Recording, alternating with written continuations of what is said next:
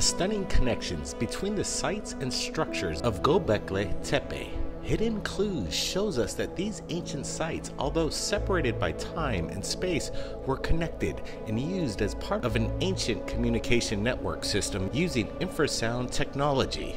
The special presentation submitted to us right here at Third Phase of Moon via Adin Kashisi from the YouTube channel Down the Rabbit Hole. Enjoy this special presentation. Ancient communication grid.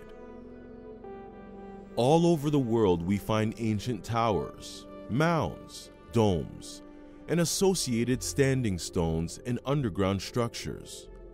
Is it possible that these seemingly isolated stone monuments littered across the globe were connected and worked as a network? If so, what purpose did they serve and how did they work? Since we have no clear records on how they functioned, we are often left to guess and frequently relegate them to defense, royal, and funerary purposes. We have increasingly understood that ancient societies traveled vast distances and sailed across oceans, thereby allowing them to share ideas, culture, and technology. This explains why people separated by oceans created very similar monuments and cultural artifacts, exhibiting similar architectural and artistic styles, as well as very similar myths and stories. However, I want to propose that these ancient societies not only communicated by travel, but also mastered distance communication, much like our modern telecommunication system, but using very different approaches and tools. They created vast networks of distant communication hubs, allowing them to send and receive messages across distant lands and seas. Was this some kind of Neolithic global infrasound broadcasting system? Sites and locations. Göbekli Tepe. Göbekli Tepe is a megalithic complex sat atop the hills near current-day Şanlıurfa in southeast Turkey, dated to about 12,000 to 14,000 years ago. The site is marked by anthropomorphic T-pillars. There are several bas-relief carvings of various animals, reptiles, birds, and serpents, as well as H-shaped symbols. The H-shaped Luwian symbol is the logogram for gate and is also found at another site called Arslan Tepe. Klaus Schmidt interpreted Göbekli Tepe as a ritual center to which hunter-gatherers from surrounding settlements congregated to feast and commemorate or even bury some of their significant dead, but did not rule out a shamanic purpose. Great Zimbabwe. The Great Zimbabwe stone monuments cover over 722 hectares in the southern part of modern Zimbabwe. The city's buildings were made of impressive granite walls, embellished with turrets, towers, decorations, and elegantly sculpted stairways. It was crafted with 900,000 pieces of professionally sliced granite blocks, laid on each other without any binders. The curious chevron pattern found on the walls may represent cross-geographical or interdimensional communication, symbolized by a waveform. Besides the prominent bird sculptures, one of the artifacts found at the Great Zimbabwe site was a carved wooden bowl, commonly called a zodiac bowl. Figures carved on its rim include stylized humans, a bovine, a feline, an elephant, the sun symbol, chevrons, a divining dice, an entrance gate, and other abstract images. In the center is a carved image of a crocodile in relief. Crocodiles symbolized communication with the spirit realms. Sardinian Nuraghes. There are almost 7,000 Nuraghes on the island of Sardinia, roughly dated from 2300 to 500 BC. They are typically constructed using dry stone. Access to the tower was almost always through an entrance at ground level, though some have raised entrances. On entering, There was normally a long passage to a ground floor chamber. Their purpose has remained unclear, although some have ascribed them religious and defense purposes. Peru Cholpas. Cholpas are stone towers erected by the pre-Incan inhabitants of Peru and Bolivia. They are cylindrical in shape and usually taper outwards from the bottom to the top, although their internal structure is conical. They were generally constructed without mortar, range from 2 to 12 meters, and are believed to have been used as tribal leader and noble tombs. Cholpa glyphs include lizard gators and long-necked geese, serpents, chimpanzees, zodiac cats, rats, and elephants. Peru Cuelap. Cuelap is a pre-Inca, pre-Columbian mountaintop fortress built by the Chachapoyans in northern Peru. Cuelap is considered the largest stone ruin site in the New World and is comprised of massive stone blocks, nearly 10 times the volume of the blocks used in the Giza Pyramid. The fortress of Cuelap consists of massive exterior stone walls containing more than 400 buildings. How did they work? Our first assumption would be that these sites include infrasound transmitters and receivers. Some of the sites have underground rooms, and others have surface platforms where the senders and receivers probably gathered to send and receive messages.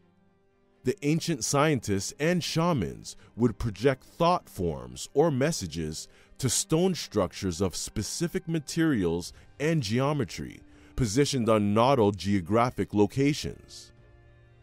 These messages were delivered or broadcasted through infrasound stone technology, where infrasound waves were focused and received at similar locations around the globe.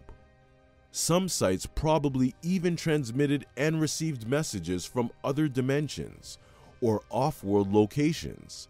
Such sites may be connected to the Ompalo stones, now lost to myth.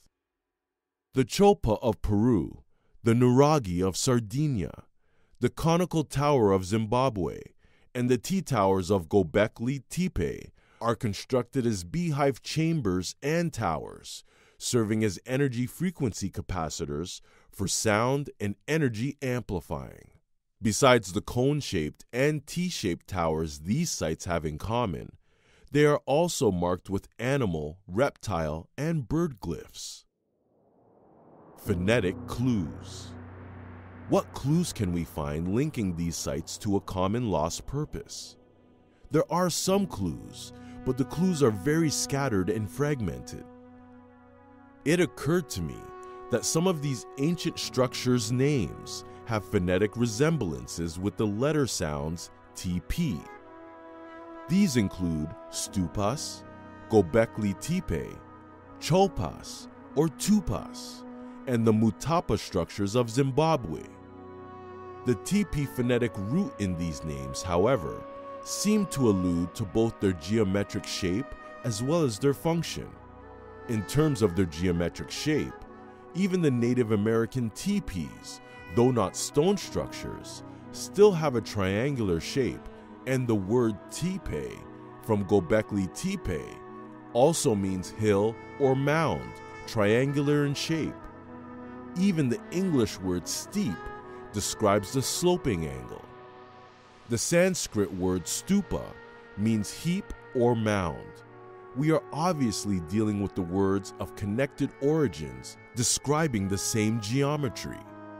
On the other hand, the TP phonetic root also allude to function. The Peruvian Cholpa structure is also called tupa on Easter Island. The Spanish word chupa translates to suck or draw in.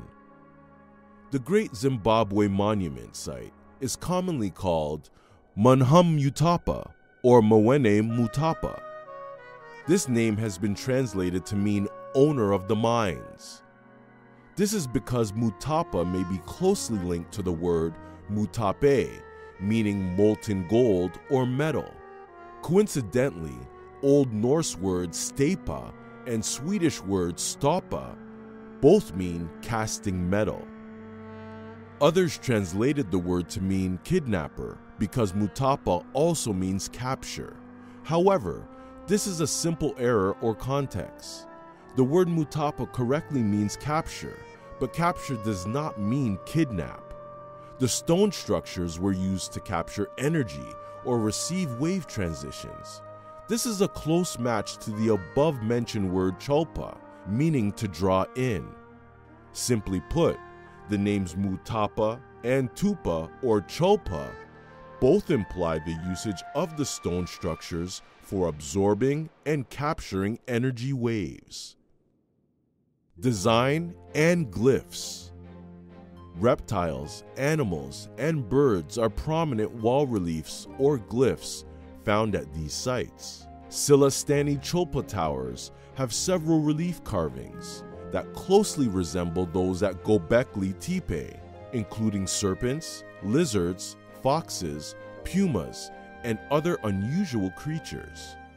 The lizard gator glyphs found at Silastani Cholpas, Göbekli Tepe towers, and Great Zimbabwe could be because lizards respond to an extremely low-frequency electromagnetic field, and this could be a hint of the relevance of low-frequency electromagnetic fields on those specific sites.